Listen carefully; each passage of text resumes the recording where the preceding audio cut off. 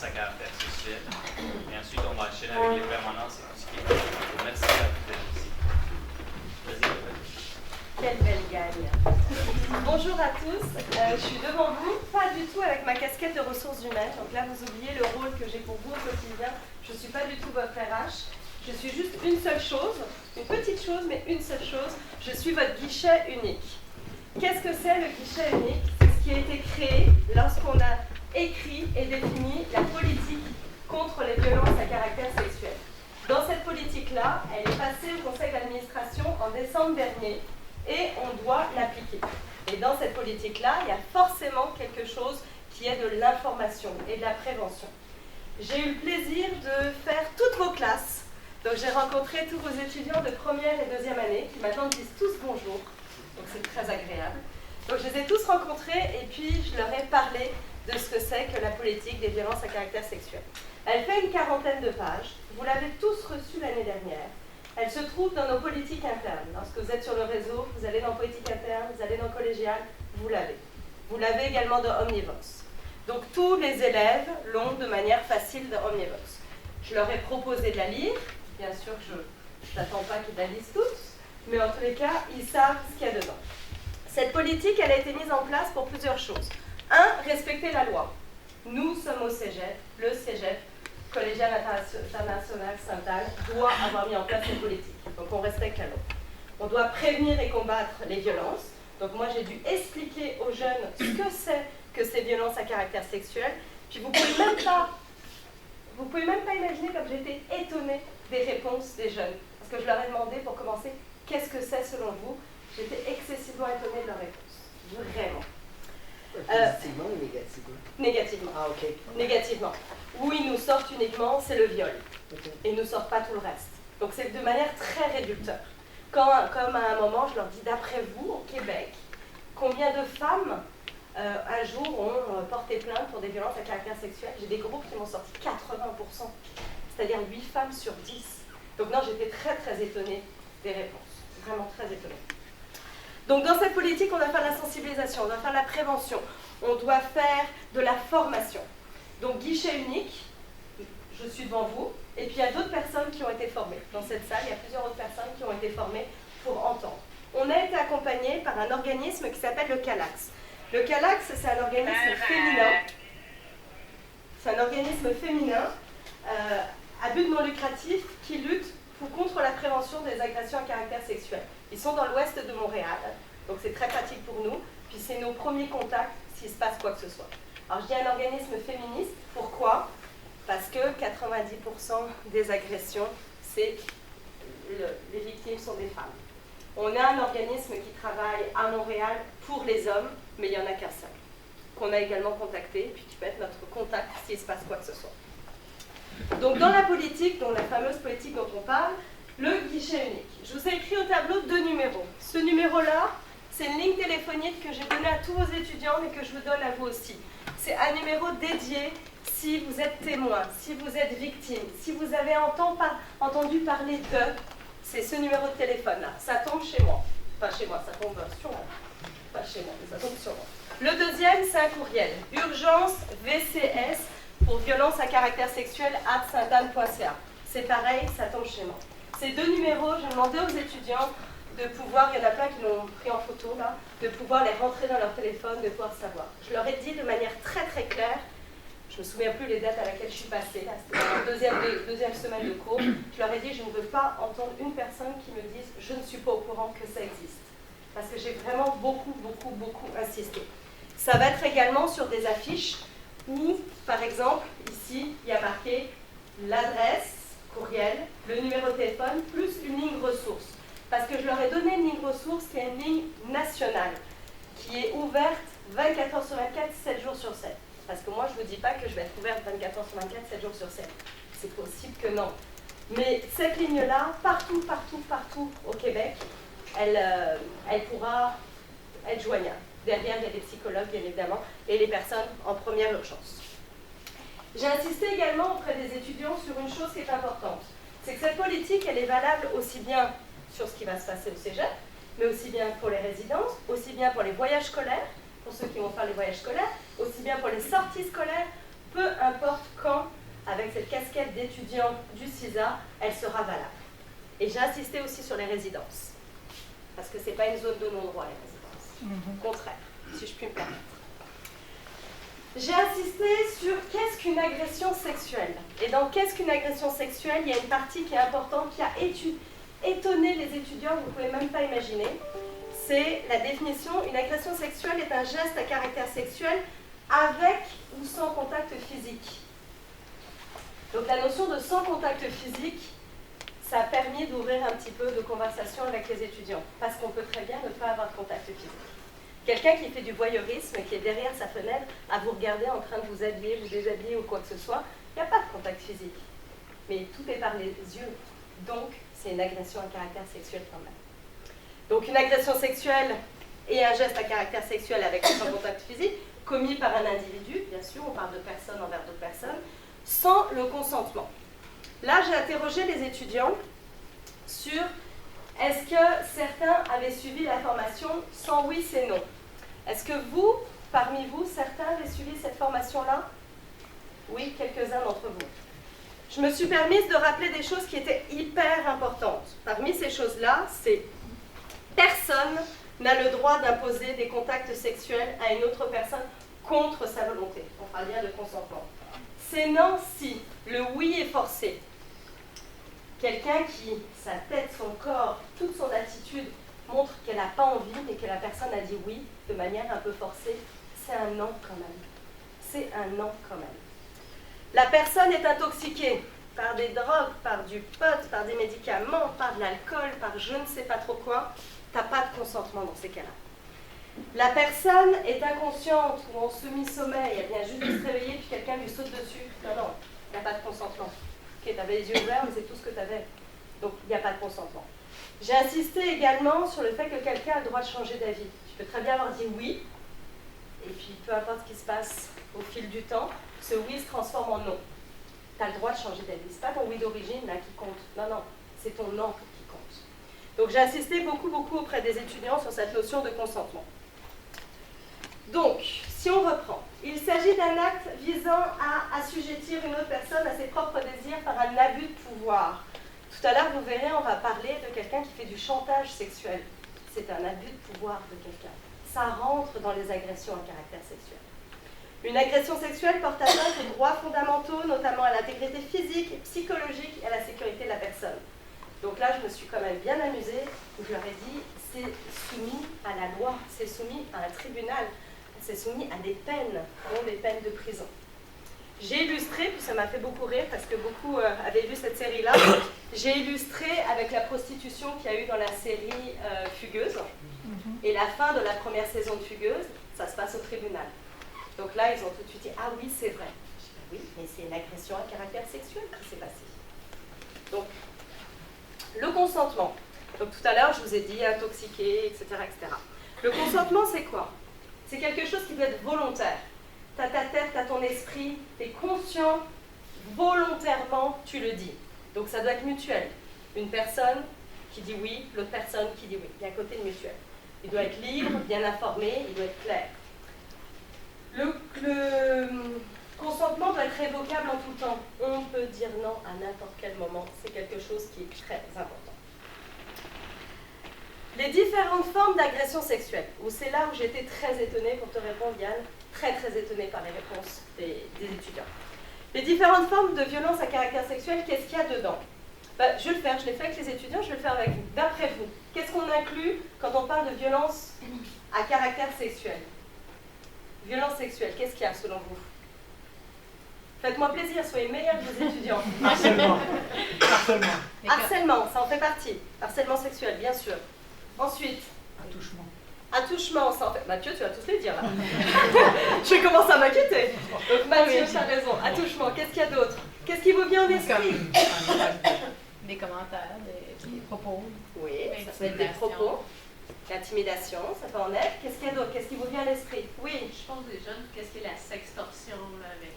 Oui, ce qui se passe sur les réseaux sociaux également, ça on va en parler. Qu'est-ce qu'il y a d'autre? Violence à caractère sexuel, qu'est-ce qui vous vient à l'esprit? Ok. Peut-être filmer quelqu'un à son insu. Oui, je vais dire. Oui. Prendre une photo, disons. Oui.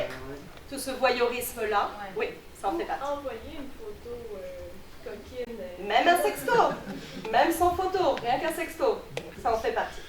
Bon, alors vous avez été bons. Tu filmes, Zach, hein, je dis qu'ils ont été bons. Bon, les différentes formes de violence sexuelle, qu'est-ce qu'il y a? La première, c'est l'agression sexuelle. Et dans l'agression sexuelle, il y a le viol. Je t'ai trop étonnée de ne pas l'entendre là. Le premier, c'est le viol. La tentative de viol ou tout ce qui est attouchement sexuel. Bien joué là-dessus. Ça, c'est ce qui ressort généralement en premier. C'est l'image qu'on en a quand on parle de violence sexuelle. L'inceste ou l'abus sexuel pendant l'enfance. Il s'agit de tout type d'acte sexuel fait par un adulte à un membre de sa famille, si on parle d'inceste, ou à un mineur en dessous de 18 ans. Donc l'inceste en fait partie. L'exploitation sexuelle, le fait de contraindre une personne, adulte ou mineure, à de la pornographie, à de la prostitution, à du chantage, à de l'intimidation, à de la violence psychologique, tout ce qui est exploitation sexuelle, tourisme sexuel, tout ça, ça en fait partie. Alors c'est sûr, c'est pas forcément notre quotidien là, mais c'est quelque chose qui est très très très très très vaste. Quelqu'un qui fait du chantage sexuel, t'auras pas ça, ça rentre dedans. Si on continue, une forme de violence sexuelle, il y a le harcèlement. Donc dans la notion de harcèlement, il y a un vrai abus de pouvoir ou de violence de quelqu'un. Donc là, ça peut être, là j'ai illustré ça auprès des étudiants, puis là ils m'ont tous regardé, quelqu'un qui fait des avances, mais des avances très insistantes, très très très insistantes, puis qui ne te lâche pas pendant la soirée, et puis qui est tout le temps avec des tournures un peu sexuelles, c'est une forme de violence à caractère sexuel. Puis là, il y a un jeune qui très clairement a dit « Ah oui, mais ça nous arrive ». Donc quelqu'un qui à un moment va appeler le guichet unique ou veut appeler en disant « Hey, dans cet événement-là, il s'est passé ça, il sera dans son droit de le faire. Il sera complètement dans son droit de le faire. Et on l'accompagnera. » Une autre forme de violence à caractère sexuel, heureusement c'est pas tous les matins, l'exhibitionnisme. Le fait d'avoir des gens qui exhibent leur partie génitale et puis qui effraient d'autres personnes, parce que généralement il y a une notion d'être un peu apeuré ou incommodé, ça en fait partie. Le voyeurisme, on en a parlé tout à l'heure, quelqu'un qui vole des moments intimes à quelqu'un d'autre, que ce soit à travers une photo, que ce soit à travers des regards, un film, peu importe, ça en fait partie. Tout ça avec Internet et les réseaux sociaux sont exacerbés. Vraiment. La cyberviolence, la cybersexualité fait que ça prend des proportions. Moi, j'ai illustré auprès des jeunes, ici, pour une raison quelconque, vous entendez parler de photos qui circulent, Instagram ou peu importe quel outil, comme réseau, dites-le nous, parce qu'après, ça va se propager, puis ça va être plus important. Oui, Mathieu. Je peux dire aussi là-dessus, c'est au niveau de la loi aussi, ils ne se rendent pas compte, mais ils sont mineurs, et ici ils partagent des photos d'eux nus, on va le dire clairement comme ça. C'est aussi considéré par la loi comme du matériel pédophile. Donc c'est encore il y a un degré supplémentaire, une coche au-dessus en termes de droit. C'est quelque chose malheureusement qui est arrivé dans l'école primaire de ma fille. Et il y a des policiers qui ont dû intervenir à cause de ça parce que c'était des images à caractère pédophile. Donc il y a un chef d'accusation supplémentaire qui peut arriver contre ces jeunes-là aussi. Même s'ils n'ont pas conscience de ça parce qu'ils sont mineurs.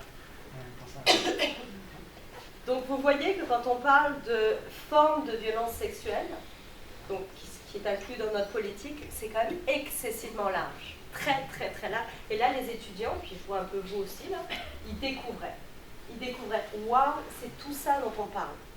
Il y a des choses qui sont plus graves que d'autres, bien évidemment, il y a des degrés dans chaque, puis les punitions, et puis la loi les punit différemment. Mais dans les faits, c'est quand même relativement important. J'ai donné un petit peu de chiffres, puis je vais vous les donner parce que c'est quand même intéressant. 53% des victimes qui ont un jour porté plainte sont mineurs. Donc c'est presque à 50-50, hein, majeur-mineur, c'est 47-53, c'est un peu pareil, entre mineurs et majeurs. Donc c'est quand même quelque chose qui est important. Un chiffre qui est excessivement triste, mais c'est ce qui ressort des statistiques. 86% des victimes connaissaient leur agresseur. 86%. Dans un des groupes à qui j'ai posé cette question-là, il y a quelqu'un qui m'a répondu 100%.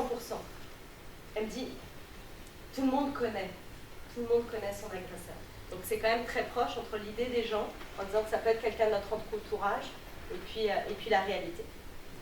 Au Québec, selon vous, sur 100%, cela touche combien de femmes? Combien de femmes ont un jour porté plainte? Alors c'est sûr, tout le monde... Bonjour Martin. Bonjour. Tout le monde ne porte pas plainte, et malheureusement on sait très bien que là, les statistiques, pour les avoir, ça veut dire que les gens ont porté plainte.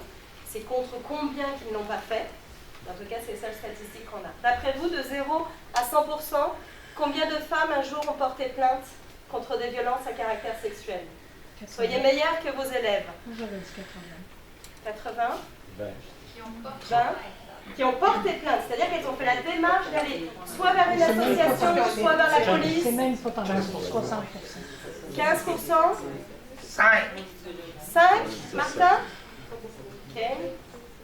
Bon, la réponse est 25. 25% des femmes ont un jour fait cette démarche-là. Mais ça peut être beaucoup plus, parce que là, on parle de personnes qui, concrètement, ont fait cette démarche-là. C'est pour combien qui ont dû dire « Non, c'est pas grave, j'en parle pas ». D'ailleurs, « Non, c'est pas grave, j'en parle pas », ça, c'est une phrase que j'ai dit à vos étudiants. Je leur ai dit « Ne soyez pas de mauvais conseils envers vos amis, ou si vous êtes témoin. Ne dites pas « Il n'y a pas besoin d'en parler ». C'est pas à eux de juger s'il y a besoin d'en parler ou pas. Ce qu'on leur demande, c'est de nous le dire. Et après, nous, on fera ce qu'il y a à faire. Mais de dire non, non, c'est pas grave, mais non, c'est pas ça qui s'est passé, t'as pas compris, t'as pas vu. On leur a surtout dit, n'ayez pas ce discours-là, c'est pas ça qu'on veut. Au contraire. Rapidement, on a parlé pour les femmes, 25%. D'après vous, les hommes, sur une échelle de 0 à 100, pareil? Et ceux qui ont porté plainte. Pour ceux qui ont porté plainte. 0,7. 2%. 2%. Martin? 3%? Qui dit mieux? 1%. Triche. Marcel, t'es en train de chercher? Yes. Bon, la réponse c'est 10%. Ah, Mais, c'est bon. pour les hommes, si vous avez retenu ce que j'ai dit tout à l'heure avec les différentes formes, il y a l'inceste dedans. Oh mon Dieu. Il y a l'inceste dedans. Ah. Et l'inceste, c'est malheureusement beaucoup quelque chose qui arrive aux hommes. Donc dans mon 10%, entre parenthèses, il y a des mineurs et l'inceste. À peu près. Ok? Dans la politique, je suis sûre que ce soir, vous allez tous ouvrir Omnivox ou les politiques internes et que vous allez la lire, ça va me faire super plaisir. Dans la politique, il y a ce schéma-là, que vous ne voyez pas, mais c'est très bien, je vais juste vous l'expliquer. Ici, il y a marqué signalement. Signalement, c'est quoi? C'est bonjour, je vais voir le guichet unique. Peu importe. Je leur ai même expliqué où était mon bureau. Puis maintenant, ils me disent tous bonjour, donc c'est merveilleux. Donc, le signalement, et après, qu'est-ce qu'on en fait de ce signalement-là? J'ai parlé du côté confidentiel de la personne. La personne, là, si elle ne veut pas donner toutes les informations, si elle ne veut pas... On garde le côté confidentiel qui est excessivement important. Vous, c'est pareil. Si ça arrive d'un collègue à un collègue, tout est faisable. On peut garder le côté confidentiel au maximum. Et c'est très important. Ici, il y a une plainte administrative. Ici, il y a une plainte formelle et qui va au criminel. Donc, bien sûr, j'ai expliqué Bon, le signalement, c'est facile, hein, c'est me contacter. Puis après, qu'est-ce qui peut être plus de nature administrative ou qu'est-ce qui peut être plus. J'ai surtout également expliqué quels sont les accommodements qu'on peut faire envers un étudiant qui soit a été témoin, soit a été victime. C'est pas vrai que quelqu'un qui était témoin ou victime va reprendre sa scolarité comme ça, qui aura aucun impact et qui va continuer à aller très bien. C'est pas vrai. C'est pas vrai. Tout le monde le dit, tous les psychologues le disent. C'est absolument pas vrai. Ça a besoin d'accommodement, ça a besoin d'un cheminement, ça a besoin de mettre en place des choses. Et c'est là où on va être aidé, soit par le CALAX, soit par l'autre côté. Si un jour on doit aller vers des dossiers qui grimpent en termes de procédure avec du juridique, etc., c'est pas nous, Sainte-Anne, qui allons monter le dossier. On va être accompagné de personnes qui font que ça. Le CALAX de l'ouest de l'île, juste comme ça, c'est 9 personnes, puis c'est que des femmes, 9 femmes qui font ça depuis 45 ans à temps plein. 9 personnes qui toute la journée rencontrent. Alors pour nous, elles sont venues faire des formations et nous expliquer, mais leur quotidien, c'est ça. C'est rencontrer les femmes, faire le cheminement, voir si elles portent plainte, si elles ne portent pas plainte, expliquer expliquer à l'entourage qu'il ne faut pas mettre la pression, expliquer aux parents quand il s'agit de mineurs, etc., etc., etc. J'ai également donné un conseil. Alors vous allez me dire, c'est plus facile à dire qu'à faire de donner des conseils, puis je suis bien d'accord avec vous. J'ai donné 2 conseils aux étudiants, enfin j'en ai donné plusieurs, mais il y en a 2. Un, de ne pas mettre la pression. Quelqu'un vient vous raconter quelque chose, entre 2 amis, 2 copines, peu importe. On ne met pas la pression à la personne. On laisse parler la personne.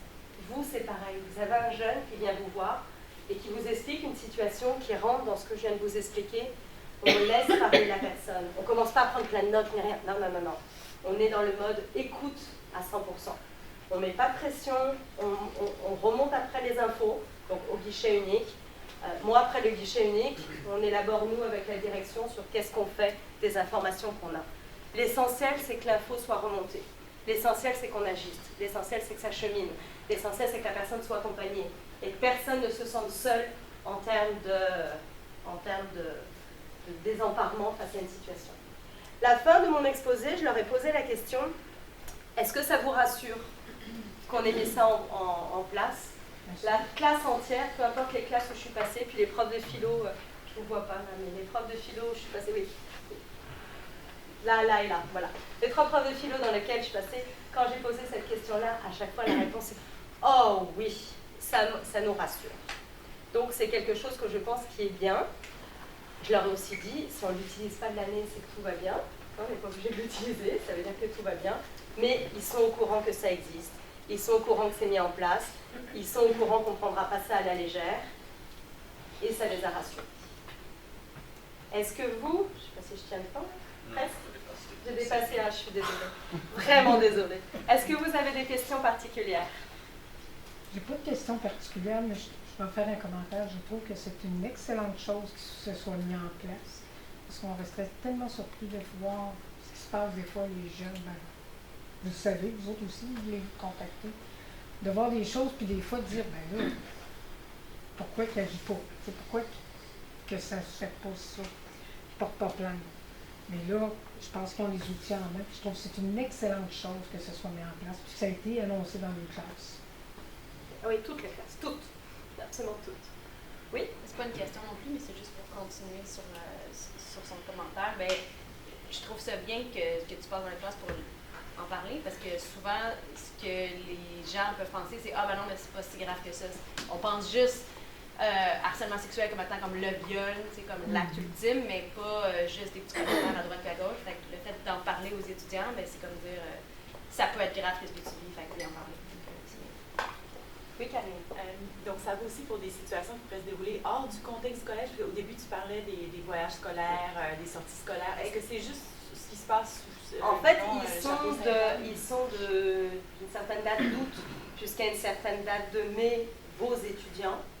Et dans ce laps de temps-là, tout ce qui va leur arriver dans le cadre scolaire ou même une sortie ou même une soirée aux résidences, peu importe, ils seront soumis à ça. Donc le cadre scolaire, c'est ça. Mais oui. Si quelqu'un nous parle d'une relation, je sais pas, On pourrait les envoyer quand même au guichet. On les envoie quand même. Je leur ai dit d'ailleurs. Je leur ai dit hier. Je leur ai dit votre soirée du samedi soir là.